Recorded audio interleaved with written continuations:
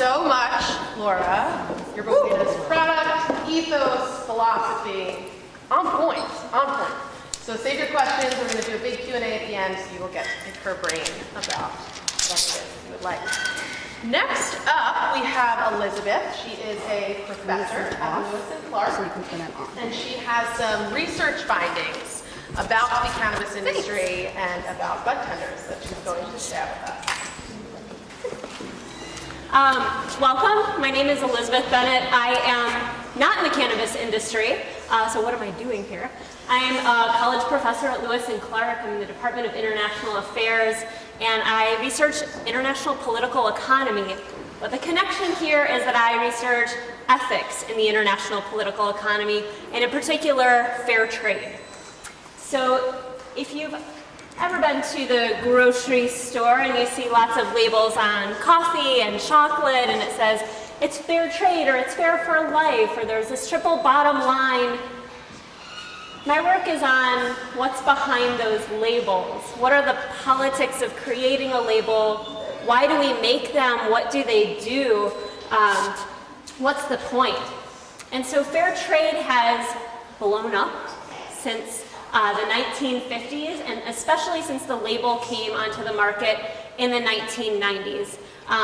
Today, just the biggest fair trade label alone, the one in the top left corner from Fair Trade International, has 1.5 million farm workers and farmers certified.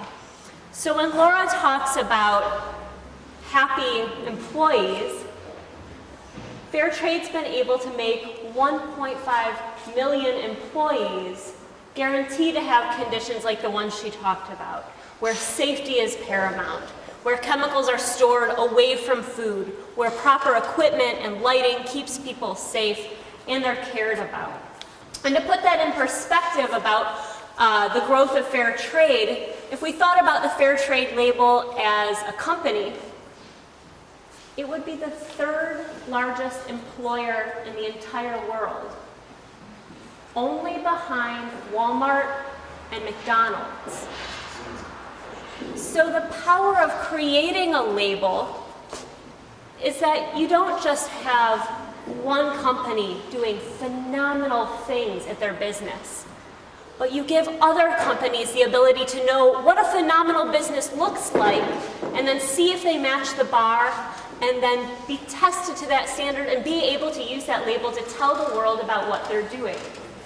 So if Laura is able to create an amazing environment at Yerba Buena, imagine if a label could help people to follow her lead and have growth in cannabis like we've seen in chocolate and coffee.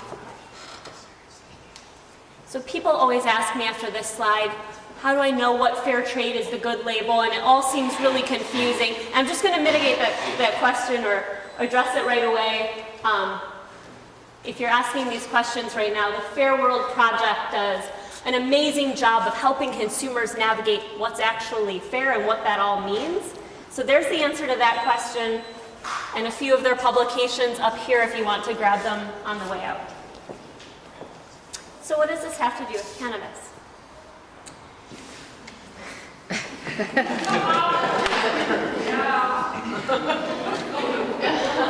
of that might be here. I'm not saying I'm not in that picture. As someone who's interested in the power of fair trade and ethical labeling, I was so lucky to come to Portland in 2014 and watch the emergence of a new opportunity. And so my research over the last year has asked, what does the supply and demand of fair trade look like in cannabis? Because we haven't been able to do that before, and now we can. So I have access to undergraduate students, and I just drew these pictures off the internet. These are not the dispensaries we went to. I'll never tell you where we went. But I asked my sweet undergraduate students who are really happy to be selected for this project if they would go with me to half of the dispensaries selling adult rec marijuana in Portland. And unsurprisingly, I didn't have trouble finding someone to hire for this project. So With my students, we went to a random sample of half, or 65 of Portland's 130 dispensaries that were licensed to sell adult use marijuana in March of 2016. And we wanted to know what the consumer experience would be like if you wanted to buy something that was sourced from a farm like Laura's. If that's where your ethics were, if that's how you were used to shopping, what would that happen if you did that in cannabis? And we didn't want to just go to 1 or 2 and make some assumptions. We wanted to take a big sample, so we went to half the dispensaries. And when we got to each dispensary, we asked, do you have something that's ethical, something that's similar to fair trade or to organic? And if they said yes, we said, well, what makes it so ethical? And then we asked, do you get asked this question a lot? And if so, why do you think that is? And if not, why not? What's slowing growth for ethical demand in cannabis? So I'm going to share with you some findings from my research, really briefly, and I'm talking about the happy customer in Laura's circle of happy supply chain things. I want to share answers to the questions, is there demand for ethically sourced cannabis? What do consumers experience when they try to buy it? And what specific challenges is the cannabis industry facing in marketing ethically sourced products? So demand. 28% of the dispensaries said they were asked about ethical cannabis, organic, fair trade, ethically sourced, all the time, or people are really interested. It's what they're known for. Half said sometimes, that I wasn't the first to ask, and 19% looked at me like I had lobsters crawling out of my ears. It's a lot of people who want to buy something that comes from a great place. Where were people going when they were asking for this? My assistants and I rated the aesthetic of each of the dispensaries we went to. We said high-end was like the farm-to-table restaurant. I put it in college student terms, it's where you want your parents to take you when they come into town. Mid-range dispensaries were like a diner. Someplace where my college students might go and be able to buy their own meals. And low-end dispensary was like half a step up, or maybe not even that much, from like a college basement party where your feet stick to the ground and the lights are low and you don't know if you're going to get out in one piece. And we found that people were asking for ethical cannabis in more of the high-end dispensaries. That's where they were looking. That's where they thought they might find it, which was interesting. What was the consumer experience? Well, 86% of dispensaries offered to sell us something that they claimed was ethical. 9% said it would exist, but not in their dispensary. They didn't have it to sell that day.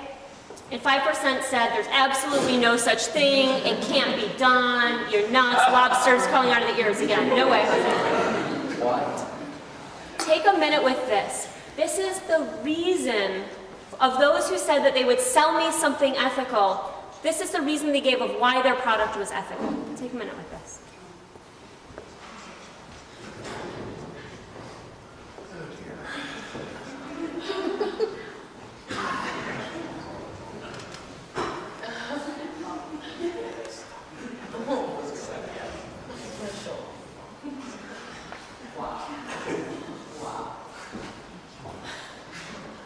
Right? So we rated the quality of the information we received at each dispensary based on reality as we understood it and what the bud tender told us. We gave 19% of dispensaries an A. They knew what they were talking about. Almost everything they said was factually correct. 48 earned a B. They had some inaccuracies. And a third of the dispensaries we visited, we gave a C. They told us ridiculous things. They had little or no information. It was as if we weren't even talking about the same product. Scary.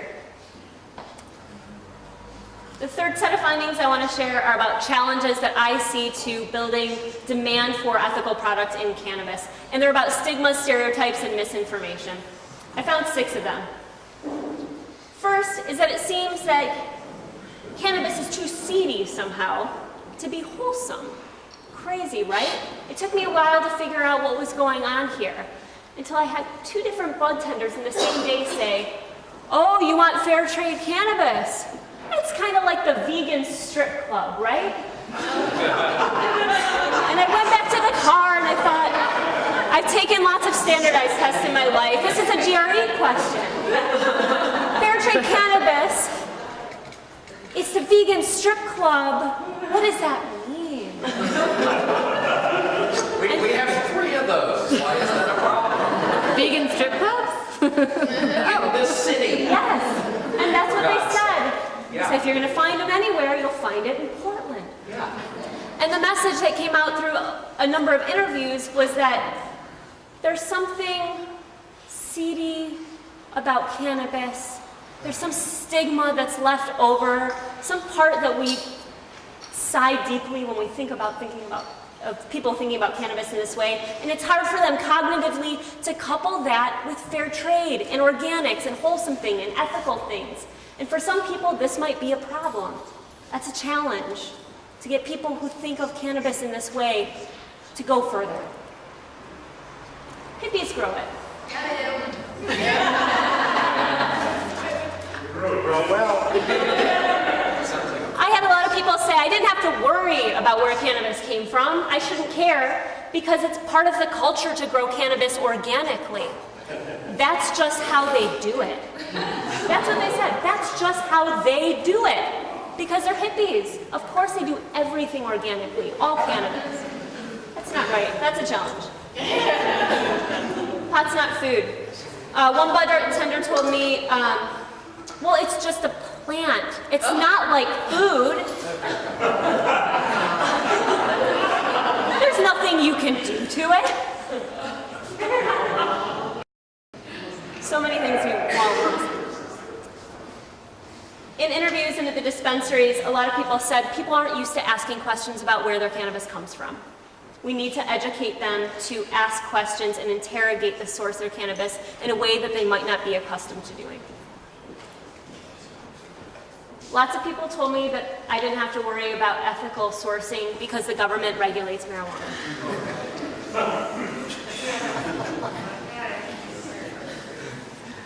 We know that in agriculture in the United States, 1 in 3 women has been sexually assaulted while in the field or knows a woman who has. That's not cannabis specific, that's all agriculture in the United States. Until the 1990s, for agricultural workers during harvest season, it was illegal to go on strike. That's a basic labor law in our country, but not for agricultural workers. We know that in the United States, 20,000 agricultural workers report acute pesticide poisoning every year. The government does not regulate agriculture in our country in the way that we want it to.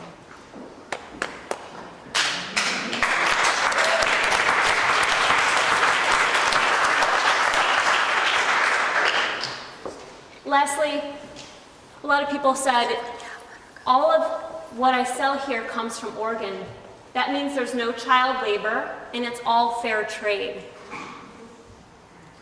Because it hasn't come from another state or another country, it's ethically sourced.